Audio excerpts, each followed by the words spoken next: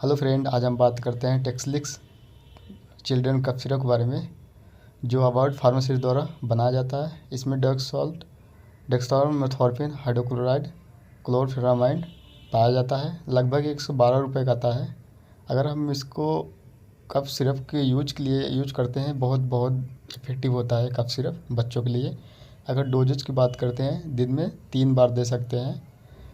1 से 5 ईयर बच्चे के लिए 2.5 ml और 5 से 10 साल बच्चे के लिए 5 ml दिन में 3 बार।